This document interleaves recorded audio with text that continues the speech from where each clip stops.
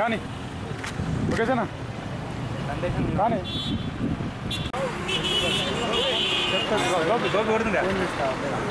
రాజీవ్ గాంధీ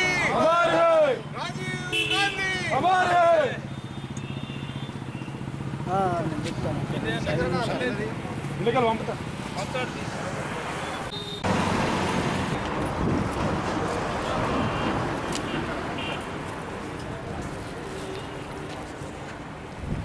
అయిపోయింది అప్పటికి ఎవరికి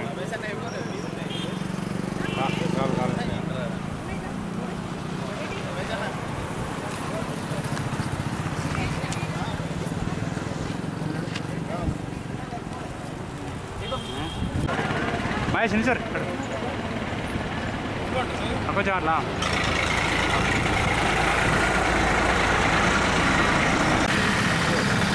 రాజీవ్ గాంధీ రాజీవ్ గాంధీ మా बेटे का बलिदान माँ बेटे का बलिदान याद रखेगा हिंदुस्तान राजीव गांधी राजीव गांधी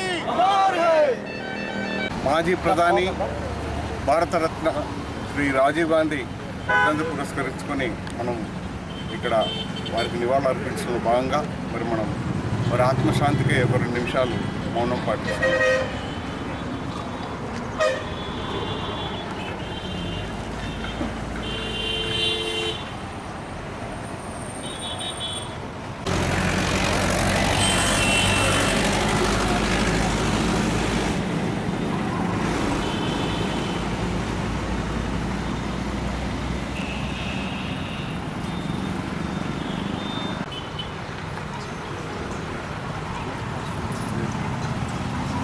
చాలా దుర్దినంగా భావిస్తూ ఉన్నాను నేనైతే. ఎందుకంటే దేశాన్ని టెక్నాలజీ వైపు, భారతదేశాన్ని ప్రపంచంలోనే టెక్నాలజీ వైపు తీసుకువెళ్ళేటువంటి సమయంలో మరి ఎల్టీటీ ఉగ్రవాద చేతిలో రాజీవ్ గాంధీ గారు అసలు బాసినటువంటి విషయం మనందరికీ తెలిసిందే.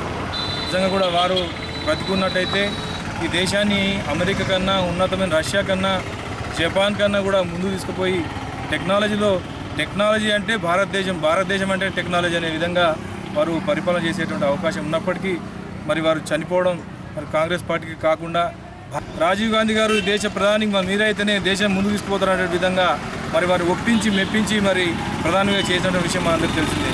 అదేవిధంగా రాజీవ్ గాంధీ హత్యానంతరం కూడా సోనియా గాంధీ గారు కూడా రాజకీయాలకు రావాలనే ఆలోచన వాళ్ళకి అసలే లేనటువంటి సందర్భంలో ఈ దేశ ప్రజలు కూడా అందరూ కలిసికట్టుగా సోనియమ్మ నువ్వు రావాలి, తప్పకుండా ఈ దేశాన్ని బాగుపరిచేది కాంగ్రెస్ పార్టీ, రానున్న రోజుల్లో కాంగ్రెస్ పార్టీ ముందుకుంటుంది, ఈ దేశాన్ని ముందు తీసుకునే అవకాశం ఉంటుందని చెప్పడం కూడా జరిగింది. మరి దురదృష్టవశాత్తు ఈరోజు కేంద్రంలో, రాష్ట్రంలో మనం అధికారం లేనప్పటికీ కూడా మరి తెలంగాణ రాష్ట్రాన్ని సోనియా గాంధీ త్యాగం చేసి ఇచ్చినప్పటికీ కూడా మరి ఇంత తెలంగాణ పార్లమెంట్లో తలుపులు మూసేసి చట్టం చేసి తెలంగాణ రాష్ట్రం ఇస్తే కూడా మన తెలంగాణలో కూడా అధికారం రాలేని పరిస్థితి నిజంగా కూడా బాధాకరం. దానికి కారణం కేసీఆర్ ఏదైతే ఉన్నారో ఆచరణ సాధ్యం కానటువంటి హామీలు ఇచ్చి అంబగడంబగ అనేటువంటి స్లోగన్తో వారు మరి రాష్ట్రానికి అధికారం వచ్చినటువంటి విషయం అనేది తెలిసిందే. మరి ఈ మధ్య కాలంలో చూసినట్టయితే కరీంనగర్ పూర్వ జిల్లాలో చూసినట్టయితే జమ్మికుంటకు చెందినటువంటి జెడ్పీటీసీ వీరేశం గారు కూడా ఇది టీఆర్ఎస్ జెడ్పీటీసీ మరి వారు రాజీనామా చేసి కూడా కాంగ్రెస్ పార్టీకి వస్తున్నటువంటి వార్తలు కూడా చూస్తూ ఉన్నాం. అదేవిధంగా ఆదిలాబాద్ జిల్లా ఉన్నటువంటి మంచిర్యాల జిల్లా ఉన్నటువంటి ఆసిఫాబాద్ ఎమ్మెల్యే ఎవరైతే హిమాజీ గారు, వారు ఒక దళిత నాయకుడు, వారు రాష్ట్ర పొజిషన్ బోర్డు సభ్యుడు, టీఆర్ఎస్ నాయకుడు అయినప్పటికీ కూడా మరి టీఆర్ఎస్ పరిపాలనలో కేసీఆర్ చేసినటువంటి ఏదైతే అవినీతి అక్రమాలు, కేసీఆర్ చేసినటువంటి ఏదైతే దళితులకు కూడా అవమానాలు ఎన్నో ఉన్నాయి. కాబట్టి టీఆర్ఎస్ రాజీనామా చేసి కాంగ్రెస్ పార్టీలో చేరుతుందని చెప్పి ప్రకటించడం కూడా హర్షించదగ్గ విషయం. ముఖ్యంగా ఢిల్లీ టు గల్లీ అని నేరుగా ఢిల్లీ నుంచి గ్రామ పంచాయతీలకు నిధులు కల్పించిన ఘనత మన రాజీవ్ గాంధీ గారికి దక్కింది. 18 సంవత్సరాలకే ఓటు కానీ మరి అలాగే మహిళా రిజర్వేషన్ స్థానిక సంస్థల్లో ఈరోజు మహిళా సోదరిమణులందరికీ ఇలా హక్కు ఉన్నదంటే వారు పెట్టిన భిక్ష అని చెప్పక తప్పదు. ఏదైనా మహిళల కొరకు కాంగ్రెస్ పార్టీ మొన్నటి రాష్ట్ర ప్రభుత్వం అధికారంలో ఉన్నప్పుడు కూడా మహిళా బిల్లు శాసనసభలో, పార్లమెంట్లో పెట్టడానికి ప్రయత్నం చేసి లోకసభలో ఆమోదింపజేసి రాజ్యసభలో ఆగిపోయింది.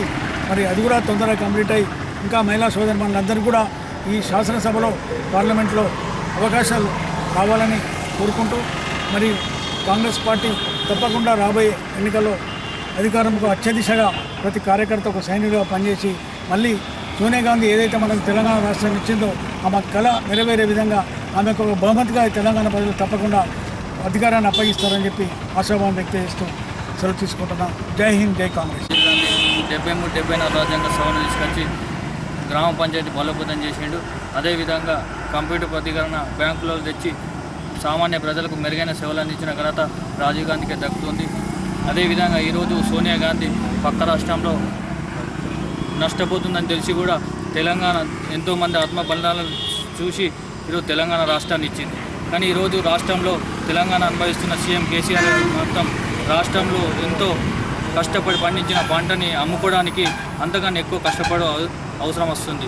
ఈరోజు జనాలు గమనిస్తూ ఉన్నారు, ప్రజలు చూస్తూ ఉన్నారు. వచ్చే ఎన్నికల్లో రాష్ట్రంలో కేంద్రంలో కాంగ్రెస్ జెండా ఎగరవేసుడు కంపల్సరీ ఎగరవేస్తామని చెప్పి ఇదే విధంగా మాకు ఈ అవకాశం అందరికీ కృతజ్ఞతలు.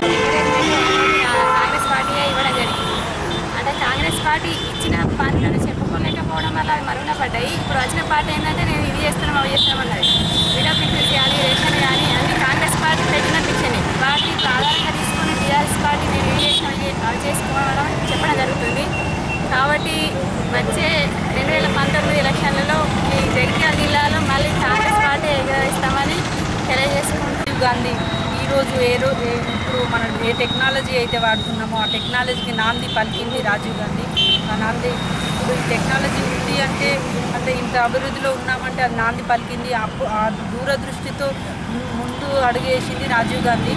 ఆ రోజు ఏదైతే ఏ నిర్ణయాలు తీసుకున్నారో దాన్ని కొనసాగిస్తూ ఈరోజు మన టెక్నాలజీలో ఉన్నాము. అలాగే రాజీవ్ గాంధీ కానీ ఇందిరాగాంధీ కానీ వారి ఫ్యామిలీలో ఉన్న వారందరూ కాంగ్రెస్ పార్టీ కొరకు దేశానికి కొరకు ప్రాణాలు అర్పించిన ఘనత కూడా వారికే దక్కుతుంది. ఎందుకంటే ఒక పార్టీ అనేది వారి సొంతంగా ఉన్నది కుటుంబ పాలన అన్నారు, కానీ వారి ప్రాణాలు అర్పించింది కూడా వారి కుటుంబం నుంచే తెలుసుకోవాలని కోరుకుంటున్నా. అంటే రాజీవ్ గాంధీ అనే ప్రధానమంత్రి చనిపోయారు. అలాగే ఇందిరాగాంధీ కూడా ప్రాణాలు అర్పించడం జరిగింది. వారి ఘనతను గుర్తించాల్సిందిగా కోరుకుంటున్నా. ఎందుకంటే ఇందిరాగాంధీ గారు చేసిన సేవలు కానీ రాజీవ్ గాంధీ గారు చేసిన సేవలు కానీ ఇప్పటికీ మర్చిపోలేని ఎన్నో ఉన్నాయి, ఇప్పటికీ కొనసాగుతున్నాయి. అలాగే ఈ 21 సంవత్సరాల నుంచి 18 సంవత్సరాల వరకు ఓటు హక్కు కల్పించడం అనేది అంటే ఇప్పటి యువతకి ఓటు హక్కు కల్పించడం అది రాజీవ్ గాంధీ ఘనత. అలాగే ఈ మహిళలు మేము ఇప్పుడు ఇక్కడ ఉండి మాట్లాడుతున్నాము అంటే అది కాంగ్రెస్ పార్టీ ఘనతనే. ఎందుకంటే మహిళలు ఎంతోమందికి ముందుకు తీసుకెళ్తున్న కాంగ్రెస్ పార్టీ ఇప్పుడున్న టీఆర్ఎస్ పార్టీలో ఒక ఎమ్మెల్యేను కూడా ముందుకు తీసుకెళ్ళలేని పరిస్థితి. ఒక స్పీకర్ తప్ప ఏ ఎమ్మెల్యే కూడా ఒక పొజిషన్ లేదు. ఓన్లీ ఎమ్మెల్యేగా మాత్రమే కొనసాగుతున్న ఒక మినిస్టర్ కానీ ఏది కానీ ఇవ్వలే మన టీఆర్ఎస్ పార్టీ. అలాంటి కాంగ్రెస్ పార్టీ ఉన్నప్పుడు వైఎస్ రాజశేఖర రెడ్డి గారు ఒక మహిళకు హోంశాఖ మంత్రి శాఖను అప్పగించడం కూడా జరిగింది. అంటే మహిళలు ఏది చేయలేదంటూ ఉండదు అని తెలియజెప్పడానికి అది ముందు ముఖ్య కారణము. అంటే రాజశేఖర రెడ్డి గారు హోంమంత్రిగా కూడా సబితా ఇంద్రారెడ్డి ఎన్నో మంచి సేవలు చేయగలిగింది. కానీ ఇప్పటి ఉన్న మినిస్టర్స్కి ఒక ప్రాధాన్యత కూడా లేకుండా పోతుంది. కాబట్టి ప్రతి మహిళలకి ఈ ప్రాధాన్యత కొనసాగించాలి అంటే కాంగ్రెస్ పార్టీయే ఉండాలని కోరుకుంటూ అలాగే రాజశేఖర రెడ్డి చేసిన సేవలు అలాగే రాజీవ్ గాంధీ గారు చేసిన సేవలు గుర్తుంచుకొని ముందుకెళ్లాలని యువత రాజీవ్ గాంధీ బాటలో నడవాలని కోరుకుంటున్నారు. ఆ ఎన్నికల్లో 400 పైచీలకు పార్లమెంటు స్థానాలు కైవసం చేసుకున్నటువంటి ప్రపంచంలోనే ప్రజాస్వామ్య చరిత్రలో ఏకైక చరిత్ర కలిగినటువంటి శ్రీ రాజీవ్ గాంధీ గారు, భారత మాజీ ప్రధాని గారు మరి జగిత్యాలలో కూడా కాంగ్రెస్ పార్టీ సిద్ధాంతాలను కాంగ్రెస్ పార్టీ ఆశయాలను పొడిపించుకొని ఎప్పుడు జనజీవనంలో ఉండేటువంటి మన అన్న శాసనసభ్యులు జీవన్ రెడ్డి గారు వారి పట్ల ఆకర్షితులై ఆనాడు రాజీవ్ గాంధీ గారు జగిత్యాల పట్టణానికి 47 ఏళ్ల ప్రాయంలో జగిత్యాల పట్టణానికి ఇచ్చేసినటువంటి ఆ దీప గుర్తులు ఇంకా మాకు మధ్యలో మెదులుతున్నాయి. మరి జగిత్యాల ఈ పట్టణం నుండే కాకుండా జగిత్యాల నియోజకవర్గం నుండి దాదాపు 1 లక్ష మంది ప్రజలు రాజీవ్ గాంధీ చూడడానికి వారి సందేశం ఇవ్వడానికి వచ్చిన మాట వాస్తవం. ప్రపంచంలో సాంకేతిక యుగంలో మనం ముందుండాలని ఆ రోజు కంప్యూటర్లు ప్రవేశపెట్టి మరి వాళ్ళ యువతకు ఒక ఆధారమైనటువంటి మన ఈ కంప్యూటరీకరణ కానీ నెటిజన్ కానీ అవన్నీ ఆ రోజు రాజీవ్ గాంధీ ప్రవేశపెట్టినాయి. మరి ఉన్న ప్రభుత్వాలు కానీ అంబక్ డంబక్ చేస్తూ అనేక కార్యక్రమాలకు కాంగ్రెస్ పార్టీ ప్రవేశపెట్టిన సిద్ధాంతాలకు, సంక్షేమ కార్యక్రమంకు అనేక రకమైన మార్పులు చేర్పులు, అనేక రకమైన కొత్త నామకరణాలు చేస్తూ ఒక అమలుకు నోచుకునే విధంగా మరి ప్రజల్లో ఉన్నటువంటి వాటా వాస్తవం. మరి ప్రజలు గుర్తెరుగుతున్నారు. తస్మాత్ జాగ్రత్త సుమా, ప్రజలంతా మీ అవినీతి పరిపాలనను తిప్పికొడతారు. ఈ సందర్భంగా మరి మనం అందరం కాంగ్రెస్ పార్టీ పునర్విజయానికి అందరం శ్రమపడదామని చెప్తూ మరి విచ్చేసినటువంటి ప్రతి ఒక్కరికి కూడా అందరికీ శుభాకాంక్షలు. జై హింద్. మాజీ దివంగత ప్రధానమంత్రి రాజీవ్ గాంధీ గారి 26వ వర్ధంతి సందర్భంగా కార్యక్రమాలు పాల్పంచుకున్నటువంటి పెద్ద ధన్యవాదాలు తెలియజేస్తూ రానున్న రోజుల్లో కాంగ్రెస్ పార్టీని అధికారంలో తీసుకొచ్చే విధంగా అందరం కూడా కష్టపడాల్సిన ఈ సందర్భం కోరు.